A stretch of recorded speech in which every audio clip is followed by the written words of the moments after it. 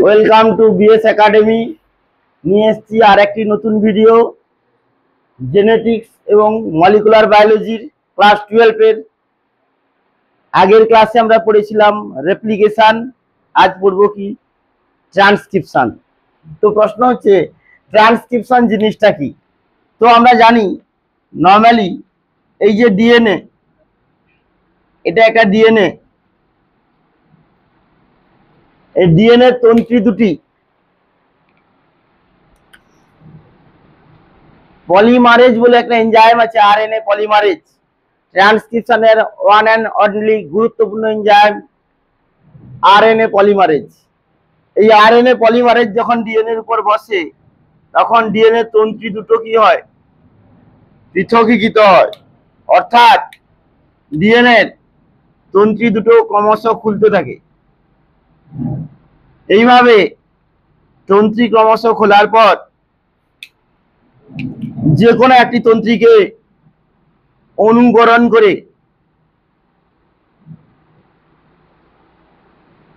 5 থেকে 3 প্রাইম অভিমুখে নতুন এমআরএনএ তন্ত্রীর আবির্ভাব ঘটে।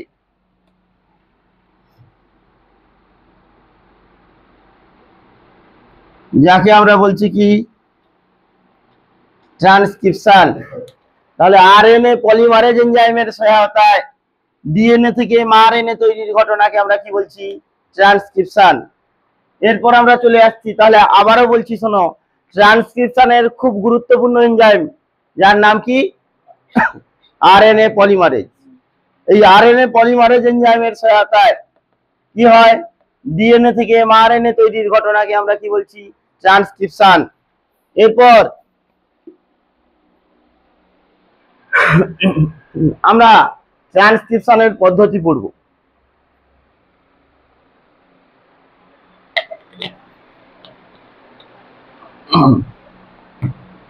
ট্রান্সক্রিপশনের পদ্ধতি যদি আমরা দেখি, সেই রেপ্লিকেশনের মতো 3টা পর্যায়ে ট্রান্সক্রিপশন ঘটনাটি সম্পাদিত হয়। একটা হচ্ছে ইনিশিয়েশন বা প্রারম্ভিক দশা, ইলংগেশন বা শৃঙ্খল সম্প্রসারণ দশা, টার্মিনেশন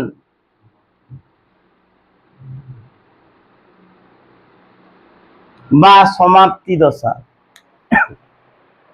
তো আমরা প্রথম জেনে নেব ট্রান্সক্রিপশনের যে এনজাইমটা রয়েছে তার নাম হচ্ছে আরএনএ পলিমারেজ, যাকে আমরা আরএনএ পল বলি।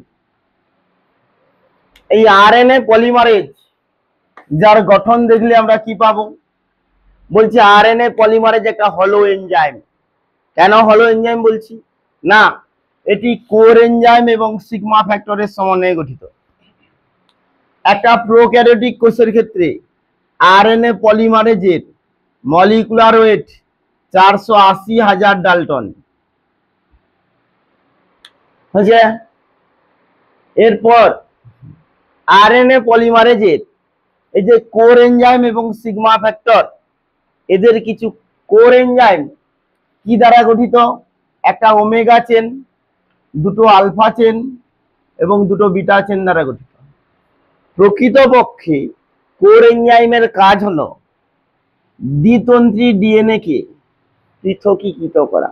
অর্থাৎ দ্বিতন্ত্রী ডিএনএ এর মাঝে যে হাইড্রোজেন বন্ড গুলো রয়েছে সেই বন্ড গুলোকে ডিজলভ করা বা দ্রবীভূত করা। এরপর তাহলে সিগমা ফ্যাক্টরের কাজ কি, আরএনএ পলিমারেজের তো দুটো উপাদান, একটা কোর এনজাইম, একটা সিগমা ফ্যাক্টর। সিগমা ফ্যাক্টরের কাজ হচ্ছে, আমরা জানি যে রেপ্লিকেশনের ক্ষেত্রে ডিএনএ এর যে অংশে রেপ্লিকেশনটা শুরু হয় তাকে কি বলেছিলাম আমরা, বলা অরিসি বা অরিজিন অফ রেপ্লিকেশন বা রেপ্লিকেশন উৎস। ওই অঞ্চলটা কি ছিল, প্রকৃতপক্ষে দুর্বল বেশ বন্ধনী যুক্ত এলাকা, অর্থাৎ একটা ডিএনএ এর অ্যাডেনিন থাইমিন সমৃদ্ধ অঞ্চল বা এটি রিচ এরিয়া। ঠিক একইভাবে ডিএনএ যে অংশে ট্রান্সক্রিপশন শুরু হবে সেই অঞ্চলটাকে আমরা বলি কি প্রোমোটর অঞ্চল। এখান থেকে বোঝা যাচ্ছে প্রোমোটরও দুর্বল বেশ বন্ধনযুক্ত এলাকা, অর্থাৎ অ্যাডেনিন থাইমিন সমৃদ্ধ অঞ্চল হয়েছে।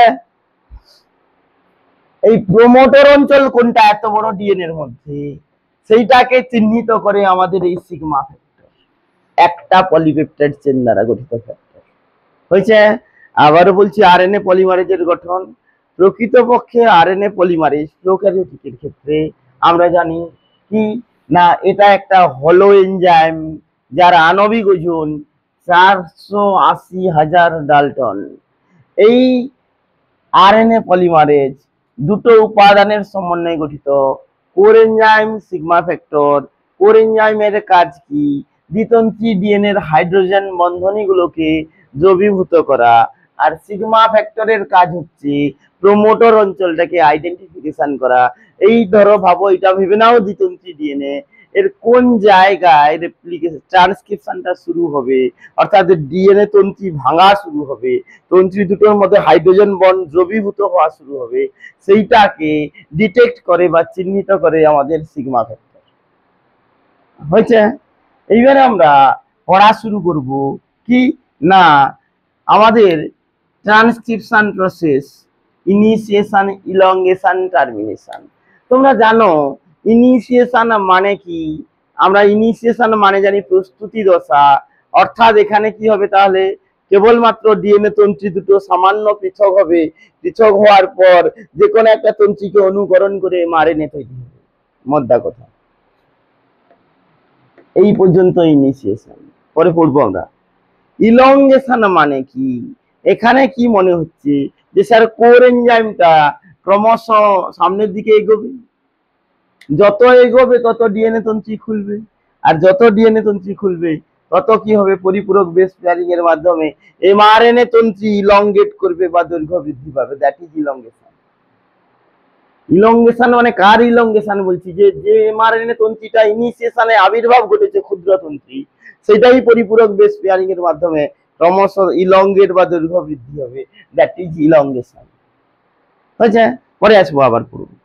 আর টার্মিনেশন মানে কি, যে এটা বন্ধ হয়ে যাবে হয়েছে। কিভাবে বন্ধ হবে পরে পড়বো।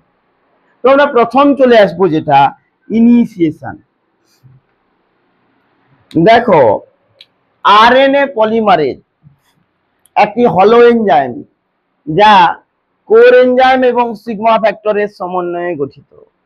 ট্রান্সক্রিপশনের প্রারম্ভে আরএনএ পলিমারেজের সিগমা ফ্যাক্টরের সহায়তায় আরএনএ পলিমারেজ এনজাইমটি ডিএনএ এর প্রোমোটর অঞ্চলে আবদ্ধ হয়, যাকে আমরা বলছি close promoter complex.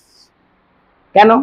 Why this type of complex is called closed promoter complex? Because that is promoter region of DNA RNA polymerase attached or bind with the promoter region of DNA. So the DNA promoter region is closed by RNA polymerase. That is, this region is called closed promoter complex. Promoter অঞ্চলটা RNA polymerase দ্বারা close হলো বা আবদ্ধ হলো, একেই বলছি close promoter complex. হয়েছে না হয়নি? সেকেন্ড হচ্ছে, তাহলে এখান থেকে আমরা জানতে পারলাম সিগমা ফ্যাক্টরের কাজ হচ্ছে প্রোমোটর অঞ্চলকে চিহ্নিত করা। ডিএনএ এর যে অংশে ট্রান্সক্রিপশন সম্পাদিত হবে তাকে আমরা প্রোমোটর অঞ্চল বলি। ওই অঞ্চলটাকে চিহ্নিত করা হচ্ছে আরএনএ পলিমারেজের কাজ, সিগমা ফ্যাক্টরের কাজ হয়েছে। সেকেন্ড, প্রোমোটর অঞ্চল, প্রোমোটর অঞ্চলের বাম দিকের বেস সজ্জাকে আমরা বলছি আপস্ট্রিম সিকোয়েন্স। প্রোমোটর অঞ্চলে আবদ্ধ হয়েছে আমরা পড়েছি, তার বাম দিকের বেস সজ্জাকে আপস্ট্রিম সিকোয়েন্স, আর ডান দিকের বেস সজ্জাকে বলছি ডাউনস্ট্রিম সিকোয়েন্স। আপস্ট্রিম সিকোয়েন্সের বেস সজ্জাকে -1, -2, -3, -4 হিসাবে চিহ্নিত করা হয়।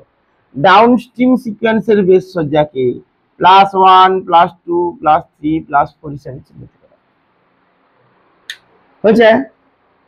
এরপর নেক্সট আমরা যেটা পড়ব, প্রোমোটর অঞ্চল চিহ্নিত করার পর সিগমা ভেক্টরের অপসারণ ঘটে হয়েছে। এরপর আসবো কি,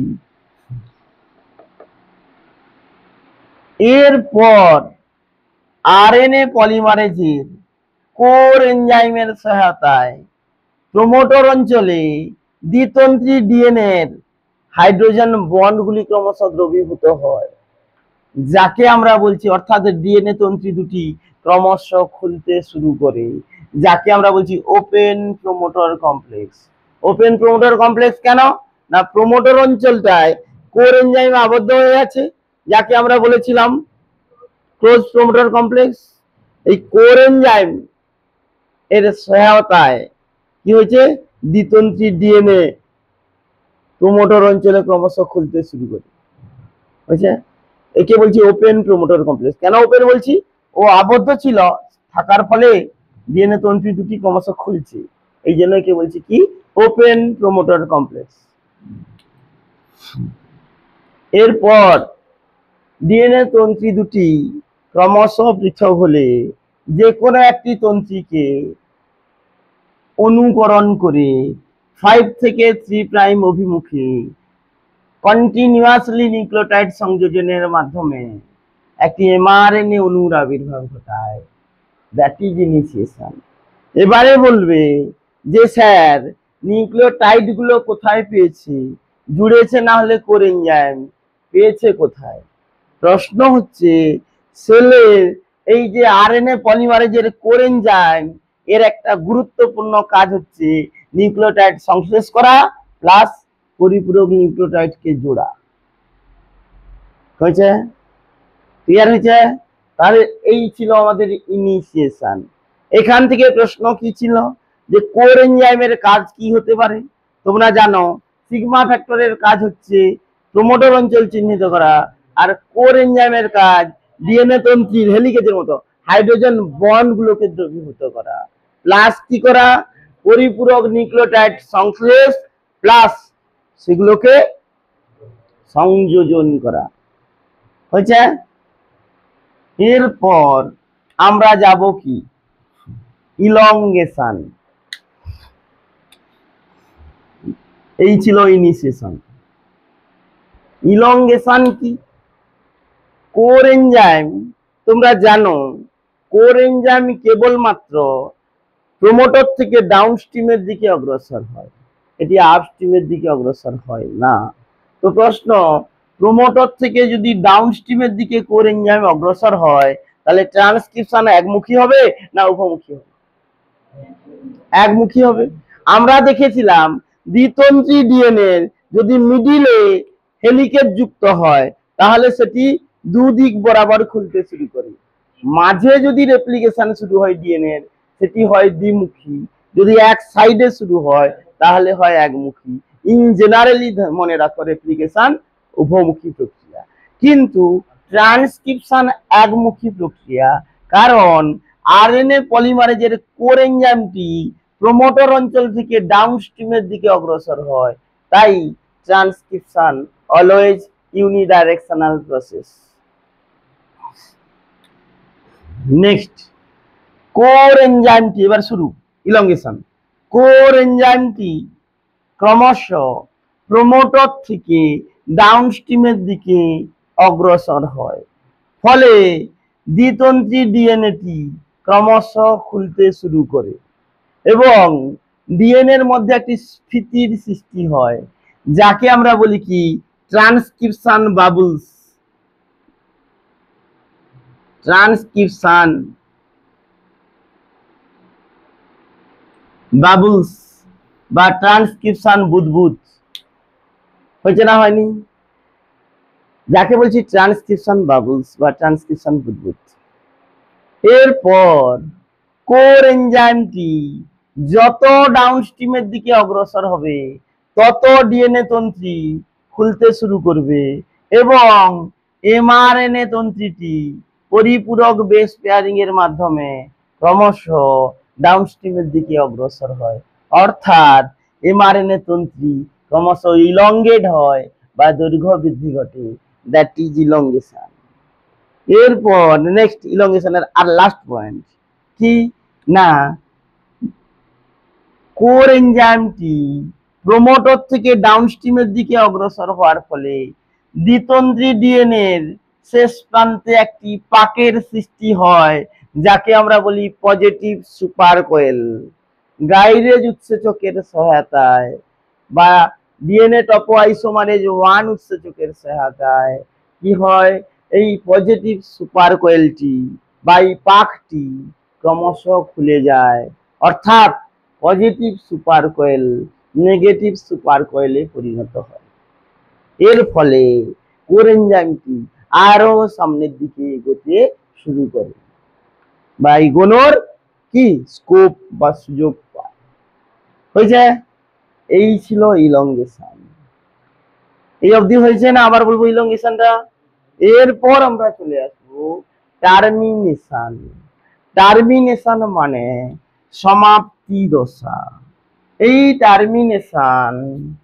টার্মিনেশনটা দুটো পদ্ধতিতে হয়।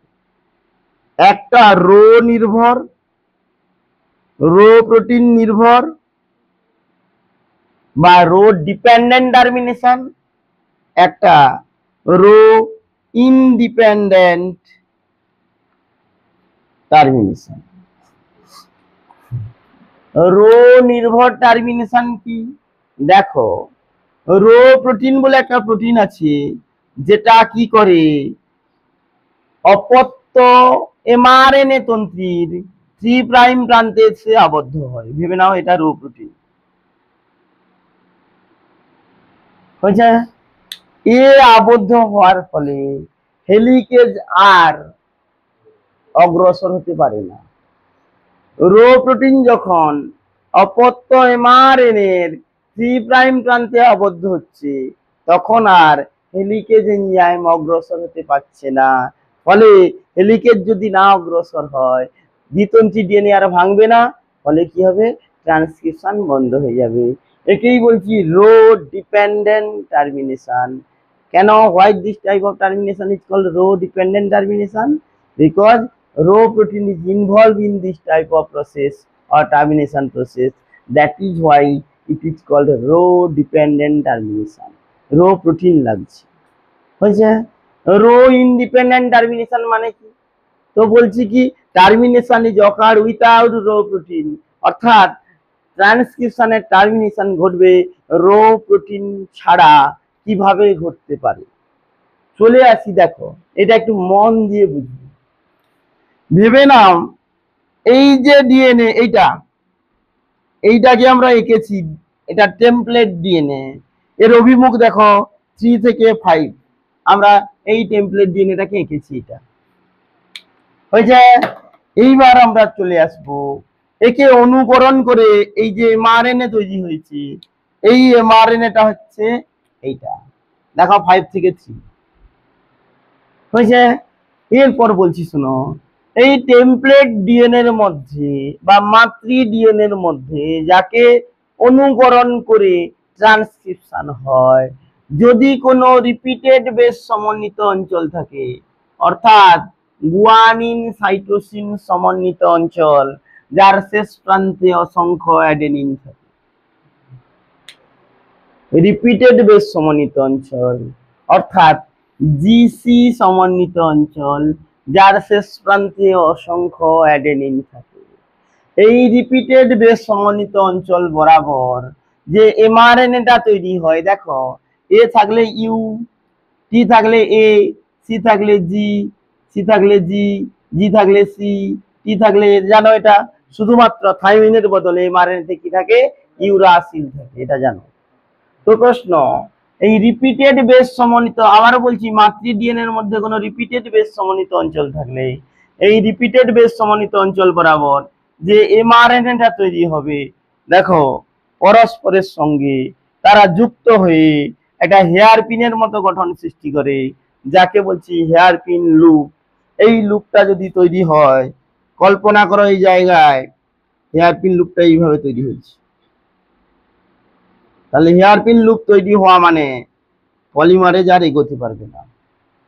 একটা লজিক দেখো, তোমরা যেভাবে ছবিটাকে আঁকবে সেখানে এটা জিসি প্রথমে দুটো মতো রাখবে, মাঝে যে কোনো বেস দিয়ে দেবে। তারপর দেখো এরপরে যে বেস গুলোকে রাখবে এটা মিডিল ধরে নাও, তাহলে দেখো জি যে তার পরিপূরক সি রাখবে, তারপরটা সির পরিপূরক জি রাখবে, এর পরিপূরক কি রাখবে ইউ, তারপর দেখো জি সি, সি জি, তারপর দেখো এ ইউ, ইউ এ, এইভাবে মিডিলে ধরে রাখবে, তাহলে তোমাদের করতে সুবিধা হবে। দেখো একটা লম্বা লাইন ভেবে নাও, হ্যাঁ, নাইট্রোজেন বেস গুলো হচ্ছে আমাদের ছেলেদের লম্বা লাইন, এক একটা নাইট্রোজেন বেস। তুমি ধরো হাত ধরাধরি করে সবাইকে দাঁড় করে দিয়েছি, লম্বা লাইন। দেখা গেল যে 5 নম্বরের সাথে এদিকের 5 নম্বরের, অর্থাৎ 10 জন দাঁড়িয়েছে। ভাবো যে একদম এর 5তম ছেলেটার সঙ্গে 6তম মেয়েটার কি আছে, একটা লাভেবল বন্ড বা হাইড্রোজেন বন্ড ভেবে নেওয়া আছে। তারপরের সঙ্গে তারপরের আছে, অর্থাৎ 4-এর সঙ্গে কার আছে বলো, 7-এর আছে, 3-এর সঙ্গে 8-এর আছে, 2-এর সঙ্গে 9-এর আছে, 1-এর সাথে 10-এর আছে। এরকম যদি থাকে সেই লাইনটা কি সোজা থাকতে পারবে? তখনই কি হবে, সেই লাইনটা বেঁকে গিয়ে পরস্পরের সঙ্গে যুক্ত হয়ে যাবে। That is hairpin loop. হচ্ছে, আবারও বলছি, টেমপ্লেট ডিএনএ এর মধ্যে কোনো রিপিটেড বেস সমন্বিত অঞ্চল থাকলে এই বেস সমন্বিত অঞ্চল বরাবর যে এমআরএনএ তৈরি হয় বা একে অনুকরণ করে যে এমআরএনএ তৈরি হয়, সেই এমআরএনএটি রিপিটেড বেস সমন্বিত অঞ্চল বরাবর পরিপূরক বেস পেয়ারিং এর মাধ্যমে কি তৈরি করে, একটি হেয়ারপিন লুপের ন্যায় গঠন তৈরি করে, যাকে যাকে যাকে যার উপর দিয়ে কি হয়, আরএনএ পলিমারেজ অগ্রসর হতে পারে না। এই হেয়ারপিন লুপ তৈরি করা মানে আরএনএ পলিমারেজ আর এগোতে পারবে না, এই লুপে গিয়ে আটকে যাবে, ফলে ট্রান্সক্রিপশনটি বন্ধ হয়ে যায়। হয়েছে। এইবারে আমরা পড়বো ট্রান্সক্রিপশনের বৈশিষ্ট্য কি। ট্রান্সক্রিপশনের বৈশিষ্ট্য কি, এইখান থেকে তোমরা পারবে এর ফিচার্স বা বৈশিষ্ট্য কি ট্রান্সক্রিপশন। ফার্স্ট পয়েন্ট বলবে কি, 5 থেকে 3 প্রাইম অভিমুখে হয়, মাতৃ ডিএনএ এর অভিমুখ 3 থেকে 5 মানে টেমপ্লেটটা, তাই ট্রান্সক্রিপশন 5 থেকে 3 প্রাইম অভিমুখে হয়। কেন 5 থেকে 3 প্রাইম হবে? 3 থেকে 5 হলে কি হতো, 3 থেকে 5 হলে রেপ্লিকেশন হোক বা ট্রান্সক্রিপশন হোক, সেটা পরে আমি বোঝাবো ভালো করে যখন ডিএনএ এর ভৌত গঠন পড়াবো। 3 থেকে 5 হলে দেখা যাবে যে হাইড্রোজেন বন্ড গুলো যেটা আছে না, হাইড্রোজেন বন্ড গুলোর ডিস্টেন্স অনেক বেশি হবে, আর হাইড্রোজেন বন্ডের ডিস্টেন্স যত বেশি হবে তত কি হবে, ডিএনএ স্টেবিলিটি তত কম হবে। দুটো ছেলে মেয়ের মধ্যে, একজন আমেরিকায় আর একজন ভারত ইন্ডিয়াতে আছে, তারা একটা, তাদের মধ্যে একটা বন্ড আছে, সেই বন্ডের ডিস্টেন্স যত বেশি হবে তত তৃতীয় ব্যক্তি ঢোকার সম্ভাবনা বেশি, অর্থাৎ এই বন্ডটা ব্রেক করার সম্ভাবনা অনেকটাই বেশি। তোমাদেরকে পরে বোঝাবো, যদি 5 থেকে 3 প্রাইম অভিমুখে রেপ্লিকেশন বা ট্রান্সক্রিপশন না হয়, ধরো এটার অভিমুখ কি 3 থেকে 5, ধরো অপরতর অভিমুখ 3 থেকে 5, সমস্যা কোথায়? প্রশ্ন তোমাকে শুধু জাস্ট এইটাই বলছি, বোঝাতে চাইছি। দেখো এইটা হচ্ছে আমাদের সুগার, এটা দেখে নাও তাহলে ক্লিয়ার হয়ে যাবে। এটা সুগার, সুগারের 1 নম্বর পজিশনে নাইট্রোজেন বেস থাকে। এইটা যদি আমি পরের তন্ত্রীটা, তারপর ফসফেট আছে, পরের তন্ত্রী সুগারকে যদি আমি নর্মালি রাখি, তাহলে এটার কি, এর 1 নম্বর পজিশন মানে এইখানে থাইমিন আসছে, হ্যাঁ কি না? তাহলে অ্যাডেনিনকে ঘুরে গিয়ে থাইমিনের সঙ্গে যুক্ত হতে হচ্ছে, তাহলে হাইড্রোজেন বন্ডের ডিস্টেন্সটা অনেকটা বেশি হচ্ছে। কারণ প্রাইম মানে ভালো করে বুঝবে, এইটা ধরো 1 নম্বর পজিশনের কার্বন, 2 নম্বর, 3 নম্বর এইচ ওইচ, 4 নম্বর এইচ এইচ CH2OH, তাহলে এখানে 5 নম্বর কার্বনটা ফ্রি, সেই জন্য 5 প্রাইম হয়েছে। এইবারে প্রশ্ন, পরেরটা যদি ধরো এইটা মাদার, তাহলে এর কত নম্বরটা ফ্রি দেখো। এবার প্রশ্ন, এরও 5টা ফ্রি, তাহলে 5 থেকে 5 আছে, সব 5 3 5 3, এরকম করলে এই সমস্যা হচ্ছে। কিন্তু একে যদি আমরা অপোজিট ডাইরেকশনে করি, তাহলে সুগারটা কি হবে, উল্টে যাবে। উল্টে গেলে 1 নম্বর পজিশন কোনটা হবে, এইটা, তাহলে হাইড্রোজেন বন্ডের ডিস্টেন্স কম হবে। দেখো এখানে প্রাইম চেঞ্জ হচ্ছে কিভাবে, দেখো 1 2 3 4 CH2OH, এটা 5 নম্বর কার্বন, তাহলে এটা 3টা ফ্রি, ওই জন্য 3 প্রাইম। পরে বোঝাবো ভালো করে, বোঝা যাচ্ছে না যায়নি? প্রাইম মানে কার্বনের পজিশন। আমার একটা তন্ত্রীতে যে পজিশনটা ফ্রি থাকবে, প্রথম যে ধরো সুগার, তার 5 নম্বর পজিশনটা ফ্রি আছে, তাহলে 5 প্রাইম থেকে। এর দেখো সুগারটা 3 নম্বর পজিশনটা ফ্রি আছে, যার 3 নম্বর ফ্রি আছে শেষে দেখো 5 নম্বরটা ফ্রি হবে, কারোর সঙ্গে না যুক্ত হবে। কারণ 5 নম্বরটাতে এইটাই তো যুক্ত হয় ফসফোডাইএস্টার বন্ধনীর মাধ্যমে। একজনের ওইজের সঙ্গে একটার, বলো, একটার এইজের সাথে আর একটার, মানে এখানে ফসফোডাইএস্টার বন্ধনী হয়, এক অণু জল বেরিয়ে যায়, হয়েছে। এর 5 প্রাইমের যেটা CH2OH এর সঙ্গে 3 প্রাইমের OH এর কি হয়, এটা বন্ডিং সিস্টেম, ফসফোডাইএস্টার বন্ধন। এগুলো ছেড়ে দাও। তাহলে ফার্স্টে আমরা যেটা আসছি যে ট্রান্সক্রিপশন 5 থেকে 3 প্রাইম অভিমুখে হয়। কেন? অপত্য mRNA এর সঙ্গে DNA এর কিসের জন্য? হাইড্রোজেন বন্ডের স্টেবিলিটি রক্ষার জন্য। সেকেন্ড পয়েন্ট, ট্রান্সক্রিপশন একমুখী। কেন একমুখী? কারণ আরএনএ পলিমারেজ এনজাইমটি প্রোমোটর থেকে ক্রমশ ডাউনস্ট্রিমের দিকে অগ্রসর হয়, তাই ট্রান্সক্রিপশন একমুখী। ফলে প্রোমোটর অঞ্চল থেকে এমআরএনএ ডাউনস্ট্রিমের দিকেই দৈর্ঘ্য বৃদ্ধি পায়। এরপর আমরা চলে আসছি কি, ট্রান্সক্রিপশনের গুরুত্বপূর্ণ এনজাইম পয়েন্ট করব। যে এনজাইম হচ্ছে আরএনএ পলিমারেজ এবং সহায়তা করে কে? গাইডেজ। আরএনএ পলিমারেজ কি করে? তোমার ডিএনএ তন্ত্রীর সঙ্গে সরাসরি যুক্ত, আর গাইডেজটা পজিটিভ সুপার কয়েলকে নেগেটিভ সুপার কয়েলে পরিণত করে। এরপরে আমরা চলে আসবো নেক্সটে কি আসবো, নেক্সট হচ্ছে ওপেন ও ক্লোজ প্রোমোটর কমপ্লেক্স। বলে দেবে যে ট্রান্সক্রিপশনের প্রারম্ভে প্রোমোটর অঞ্চলে পলিমারেজ যুক্ত হলে তাকে বলি ক্লোজ প্রোমোটর কমপ্লেক্স। এরপর সিগমা ফ্যাক্টরের অপসারণের পর কি হয়? কোর এনজাইমের সহায়তায় ডিএনএ তন্ত্রীটি খুলতে শুরু করে, যাকে আমরা বলি ওপেন প্রোমোটর কমপ্লেক্স। এরপরে বলবে কি, রো নির্ভর এবং রো অনির্ভর সমাপ্তি। ট্রান্সক্রিপশন রো প্রোটিনের সহায়তায় সমাপ্তি হলে রো নির্ভর, আর রো প্রোটিনের সাহায্য ছাড়া হেয়ারপিন লুপ গঠনের মাধ্যমে হলে কি হচ্ছে বলো? Rho independent. এই হেয়ারপিন মানে কোনটা বলছি? আগেকার যুগে, আগেকার সময় মেয়েরা দেখে চুলে কাঁটা ব্যবহার করতে, হেয়ারপিন টাইপের, ওই হেয়ারপিনের কথা বলছি। ঠিক আছে, হেয়ারপিন লুপ, হেয়ারপিনের ন্যায় গঠন, একটা ছোট যেটা মারলো আর বাইকটা বড় হয়েছে। এই ছিল আমাদের ট্রান্সক্রিপশনের গুরুত্বপূর্ণ বৈশিষ্ট্য। Thank you. চ্যানেলটা ভালো লাগলে অবশ্যই সাবস্ক্রাইব করুন।